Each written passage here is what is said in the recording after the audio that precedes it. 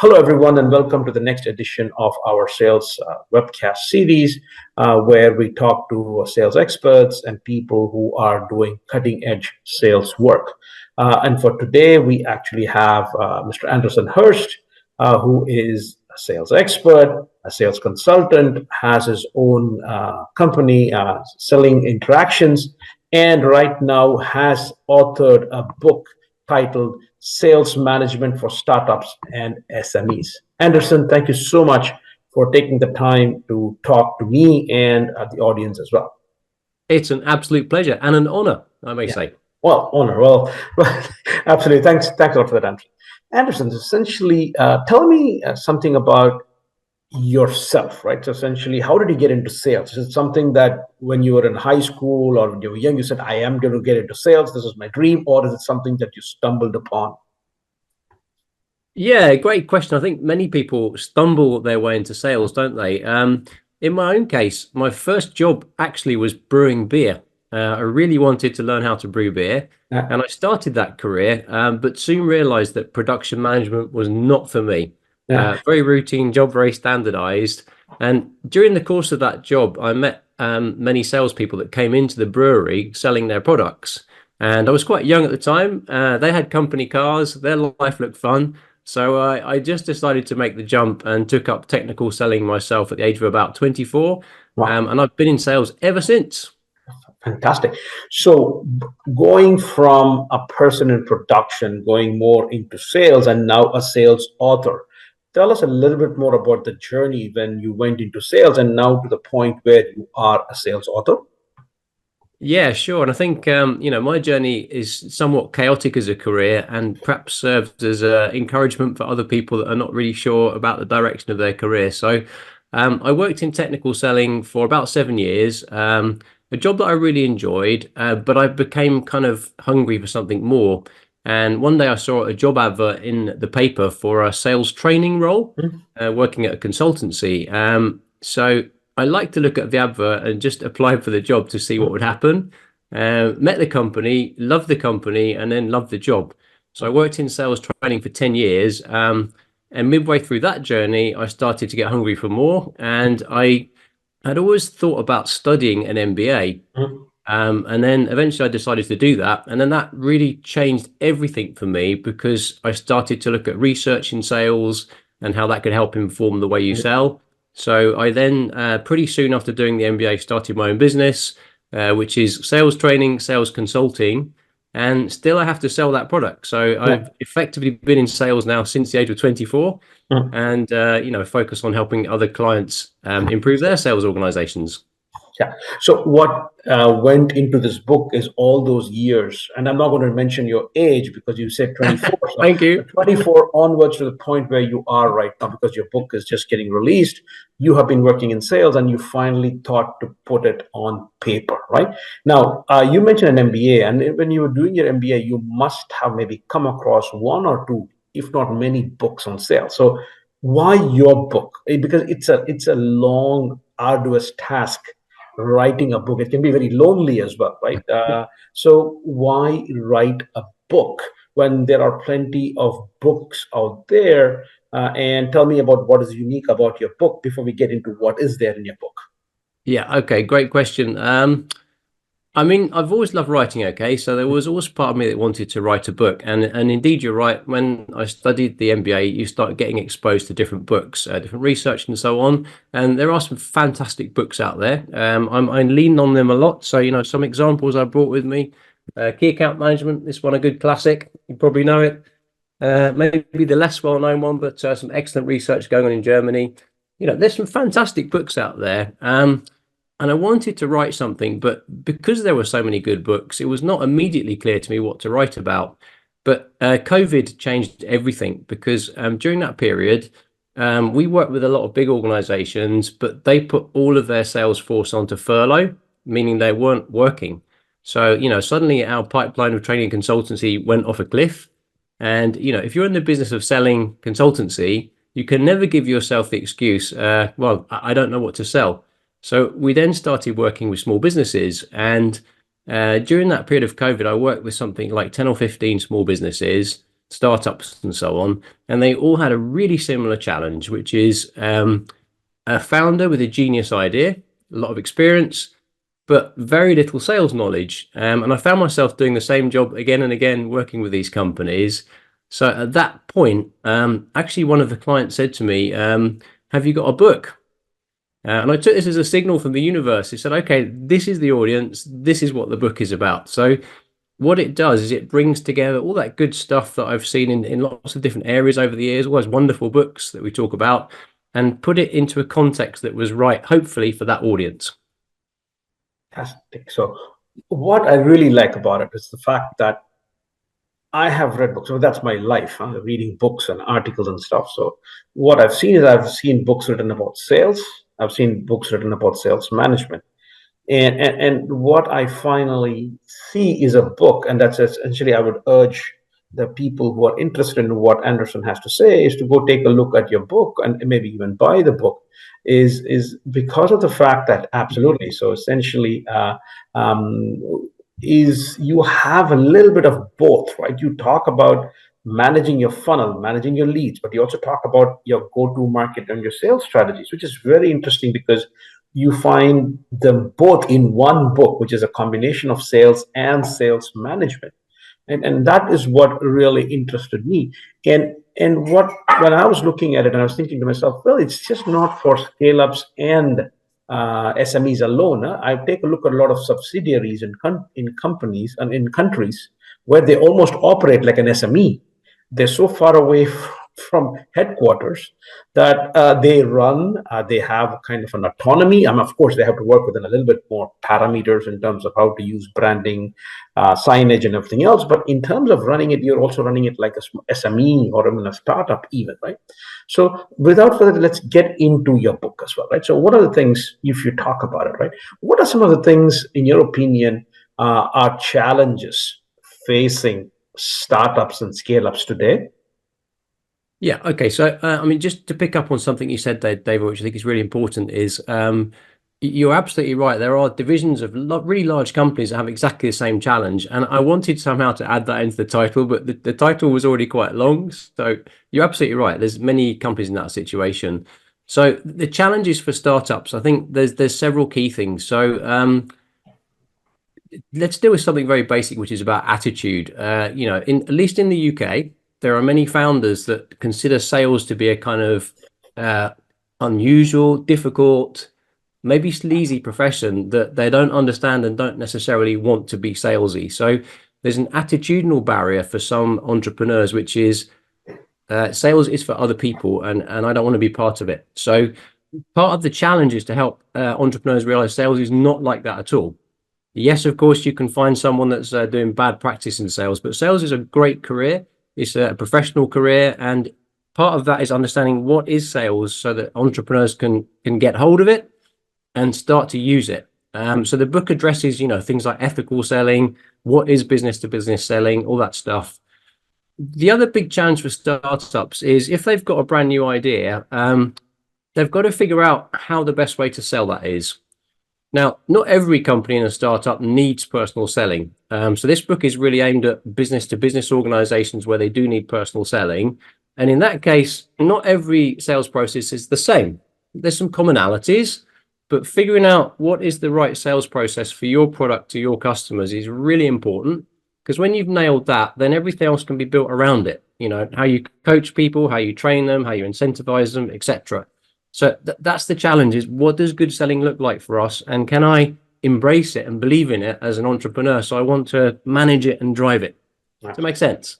Absolutely. And it's amazing, right? The fact is that for around 30, 40 years right now, there have been people writing about sales and everything else. And there's still a perception that sales is kind of sleazy, or it's unethical, or even worse, you have to be very, very good at talking and be very eloquent all the time. And the fact is that we've moved past that because your customer has become more discerning, your customer has become more knowledgeable, and all those very things that people thought about sales would not work actually today. And there has to be a need for more professionalism from salespeople, from sales managers, and sales organizations. And that is pretty much what I think I'm hearing you say as well, which is in line with some of the things that are my perceptions, but I've never gotten around to writing a book because I just basically lack the discipline, I think. I cannot believe. Yeah, but I like what you say, because the whole idea is my take from reading your book, which is why I really like the way you've laid it out, is that sales is not something where it's something you have a gut feel and then just going to be good at it, right? It's something where you have to be good in executing it. It is almost like a science. It's almost like you go in, you understand the sales process first. The sales process is going to vary depending upon the kind of products, as you correctly pointed out. That in turn is going to have an impact on your go-to-market sales strategy, which is again something that you address in your book. And then that go-to-market strategy will then have an impact on staffing and everything else, right? So now tell me a little bit more about when you talk about sales strategy in your book. What is sales strategy according to you? Yeah, I mean, you're right. Science is the right word here for me. I mean, one of the reasons I work very closely with universities, and one of the reasons I reached out to you, David, is there's a lot of great research all around the world trying to break down what sales actually is and what good practice looks like. So for me, there's an analogy with manufacturing, say 30 years ago. Somehow you shouted at people and more stuff came out of a factory. Then you had TQM and Six Sigma, all that stuff. And then people realize you can look at a process, improve it, manage it. And I think sales is following that track eventually. And therefore, when you get to things like sales strategy should be a fairly logical set of things. So, there's loads of ways of thinking about strategy, and probably your students have studied a strategy model where you get lots of different perspectives. It can become extremely complicated and beautiful at the same time. But, if you're an entrepreneur, we have to kind of park a bit of that debate and say, what do you need to focus on for selling? Which effectively means who are the customers that you're going to target? Within the segments that you're targeting, which are the best ones, the most profitable ones? What is it you're going to sell to them? In other words, what's your value proposition? And then when you understand that, it's like, how am I going to sell to them? So what is the sales process? How does that get enabled? Then the strategy is about execution. So now I know how I'm selling it. Is how do I measure that and manage it? And then how do I enable it to make sure it's getting done? So we try and boil it down to 5 simple questions that you got to answer to make sure you keep laser focused on growth and not all the kind of, I love strategy, by the way. I loved really the module in the MBA massively, but sometimes the debate around strategy can get so complicated that you lose sight of what you're here to do, which is to sell stuff. I love this, right? Because that's pretty much what, again, I like about this, because you lay it out one by one. You talk about, I cannot talk about a sales strategy if I do not know what kind of customers, what groups of customers I want to go after, right? And every group of customers is going to have their own set of needs, which then means that my sales process, even though I'm selling the same product, selling Salesforce, for instance, selling it to a pharmaceutical company might be completely different from selling it to a manufacturing company, because the sales process of those companies are going to be quite different. So no two groups of customers are alike. Making things more complex, of course, is that even within a segment, no two customers are the same. So again, understanding this is vital to understand how I'm also going to be creating the right kind of value propositions, which is, I love how you've laid it out. And that for me is what is very, very interesting and important for a lot of people to take a look at this. And if they get a chance to read your book, that you have it all in one book, rather than having to go look at 2 different books or 3 different books to try and get this in as well, right? So now, in terms of sales strategy, do you have any words of advice apart from sticking to understanding your business, parking aside big strategy ideas, but looking at execution as well? Any suggestions that you would make for regarding sales strategy? Yeah. Looking on the work we've done with clients and what turns out to be useful, I think one sort of, for small, medium businesses, one area that is often missed is customer prioritization. So, most people get their head around the idea of a segment pretty easily. For example, I'm targeting car manufacturers in Europe or whatever, but many sales organizations are very slack when it comes to saying, okay, within that segment, who are the ones that we should really be investing our time in? So, a big question I always work with clients to ask them is, where are you going to invest your valuable sales time for the best chance of growth? Because, you're expensive, it's hard work. And so spending some time, there's various models, I'm sure you know them, about how you can prioritize your customer base. Figuring out who you're going to target is really good, because once you've done that, then you can start to build things around that, like metrics, coaching, and so on, to make sure that salespeople do focus on that. If you look at the research, there's a lot of evidence to say that customer prioritization does improve profits and sales, but it takes discipline to put it in place. So, some good, clear work about who you're going to focus on is useful. And for me, one of the most important thing in any strategy is always about execution. It's like, we can have the best idea in the world about who to target, blah, blah, blah. But, I love the expression. I think I used it at least 10 times in the book. What gets inspected gets respected. So, if you've got a strategy, even if it's not fantastic, make sure that every month you have a sales meeting or a report or a coaching conversation to follow up and see if the strategy is working. And if it isn't, change it, fine. But execution, I think, is very important in sales, because it's also linked to learning. Is, when you get out there and start selling, you learn about what's working, what doesn't, and you can change that. But if you don't follow up, it's kind of chaos.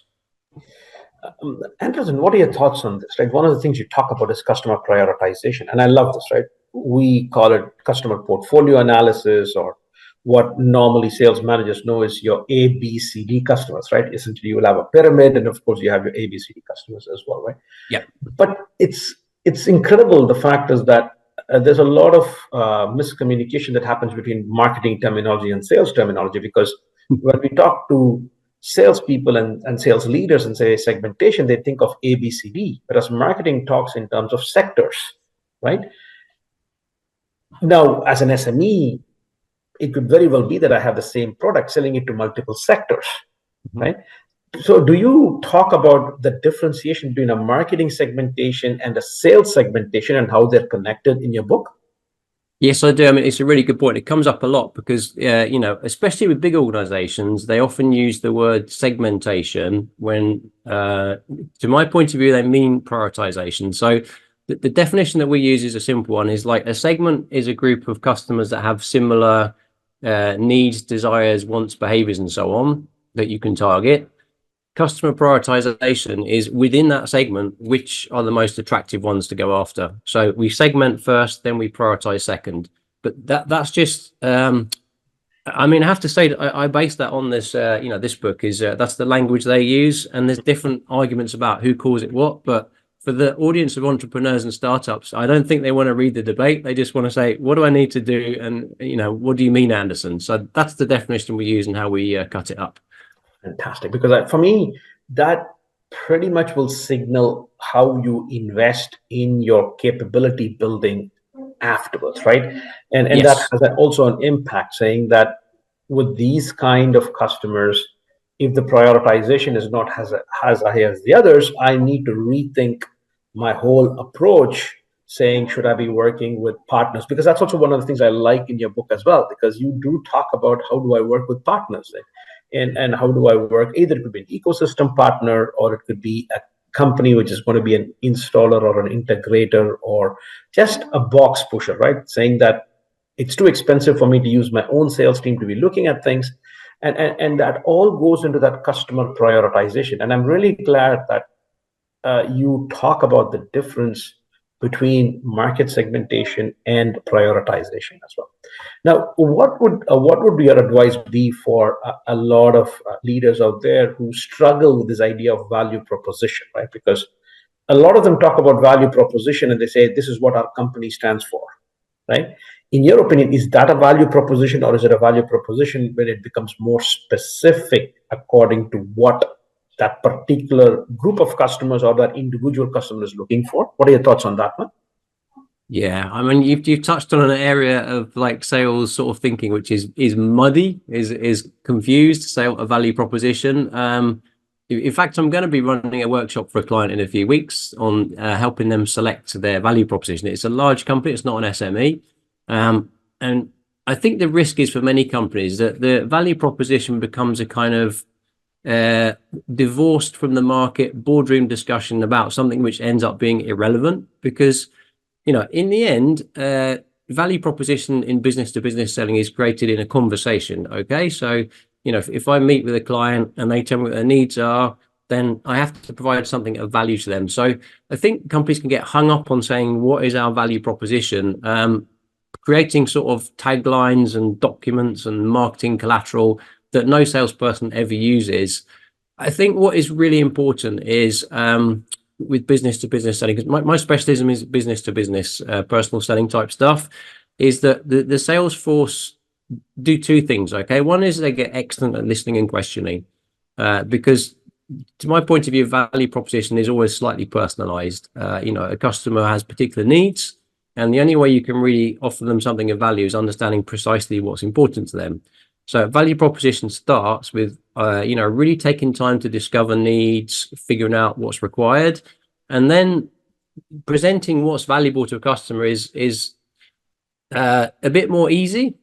Now, of course, the company can give salespeople guidelines on that, and there's definitely an education process around that. So I'm more in favor that companies train their salespeople to be good problem solvers, good domain experts, and good communicators, so that they can present value propositions which are in the end personalized. Some kind of general benefit statements help, but I think companies can really tie themselves in knots with this and end up with something that never gets used. Do you understand what I'm trying to say here? Absolutely. But because for the longest time, it's a terminology that I use, but it sounds very similar to what you're talking about. In fact, I actually say a value proposition is a marketing tool. It is a tool done per segment of customers. So it's not something that a company just puts out there. So if I'm an organization targeting 4 or 5 different segments, every segment, I need to have a value proposition. But the purpose of the value proposition is to get a particular customer in that segment to get interested enough to call your salesperson in and then personalize it. So I call it a unique selling proposition. Again, what's in a terminology? I differentiate between a value prop and the USP. A value prop is a marketing tool, and increasingly with more and more digital marketing tools available using inbound marketing, outbound marketing, your salespeople cannot be in front of everyone. There is, as you said, an educational part. But I look at it from the viewpoint of educating the customers first, saying why I am the right organization for them to be contacting the salesperson to come and have a conversation, and then you can customize it according to the need. So I think we're talking the same thing, except that I use different terminologies, but the level of customization needed, I think we agree on that, comes at the level of the salesperson, right? But I break it down into mission and vision. When I say this is what our company stands for, that for me is a mission or a vision statement. When I say this is what we'll do for you, dear customer, in this segment, that is something that I use to get or pique the interest of the customers, and then we get into the sales. But again, that nuance is something that I'm really glad that you talk about that in the book, because that becomes vital in terms of knowing where I should be talking about. What is your thoughts on when you do this value proposition? One of the things that I've been told is that as much as you customize it, value is something that the customer is perceiving, and they're always comparing you to the competition, right? Yeah. Where does competition fit into your definition of a value proposition? Yeah, it's a good point. Coming back to what you said about marketing, I think that's a really useful addition. One of the challenges in the world that I work in is setting the boundaries with what sales does and what marketing does, because now it's one big happy team, right? It's revenue generation, customer retention, etc. So it is difficult to get the boundaries in. I think you're absolutely right about the role of marketing and communicating with inbound marketing and bringing people in, and it is worth time to craft the messages there, because that's what customers will see before they meet the salespeople. So to your point about competition, this is super important. Okay. One of the things I love about my job is I've now been in consulting and training for more than 20 years, and I've always done in all that period frontline sales training. In other words, training salespeople, which I love. And as long as I'm relevant to the audience, I'll keep doing it. And every time we do like a kind of role play exercise, like where I'm a customer and they're presenting their product, they'll say something like, yeah, we're fantastic at service. That's our USP. And I say to them, well, your It's competitor said the same to me yesterday. They're very good at service. So why are you good? And you're absolutely right. A value proposition which is not unique is not a value proposition actually, because if I'm an important buyer, then I'm going to hear it from a competitor salesperson every day. yeah, So it is really important that salespeople understand, and we spend a lot of time focusing on this in training, is what actually is your competitive advantage. And we use the so what test. yeah, And you'll tell me you're unique, but prove it. Your yeah. competitor said the same yesterday. Mm, And if you cannot back it up, it sometimes lacks a bit of credibility. yeah. But if you Oh, can present your value proposition and it's unique, you're really in a strong position. but I like your so what, right? Because I think, but this is my understanding. When you say so what, because we get it so many times when we write an academic paper, right? We say we're making this contribution, and they say so what. But I'm looking at so what as more as what does it mean for the customer in terms of the outcome that they desire, right? Or the desire assumes that they know what they want, or you're going to surprise them with, right?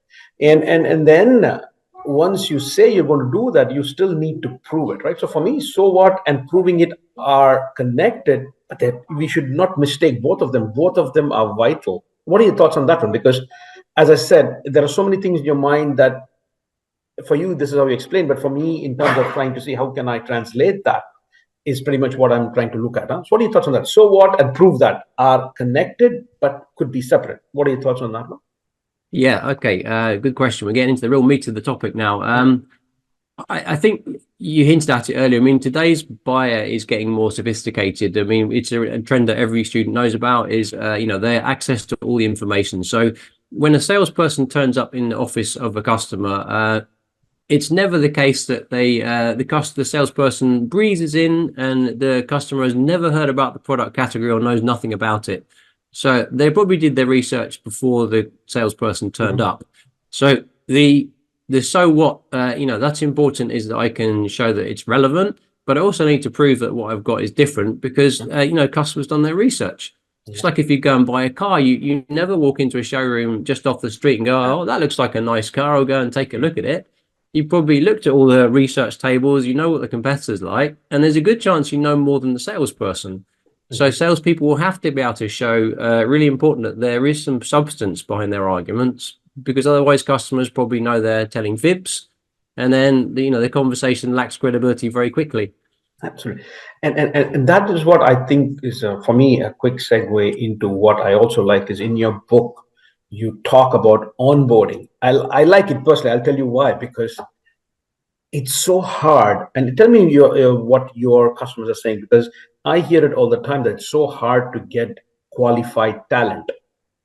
And when you Yes. get qualified talent, onboarding is something that becomes vital, because if you don't onboard them well, you work so hard to bring good talent in, and they might feel inadequate to be able to do the job. They may not be able to hit their targets, so they're out. So tell me your thoughts about why you put onboarding in there rather than using fancy words like training and stuff like that. Yeah, well, as you well know in our industry, trying to keep up with all the different terms for sales, L&D, personal development, sales enablement is a challenge. I mean, you've put your finger exactly on a big challenge for many players. I mean, if I look at our current clients, they do, one in particular is really struggling to find good talent.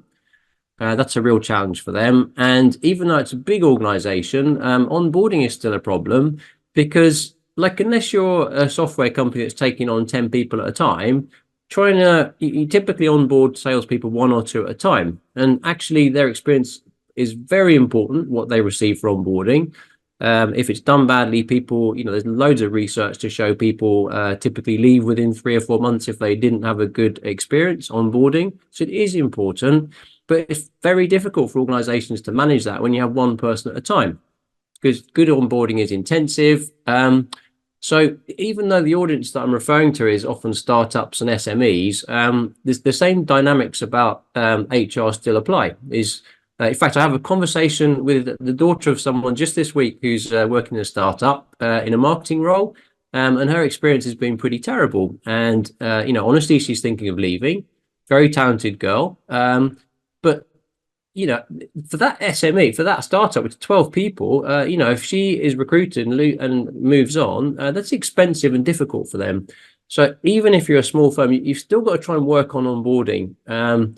And the reason for the term onboarding, the book is also have a lot of research in there from America because, there's a lot of good stuff going on there.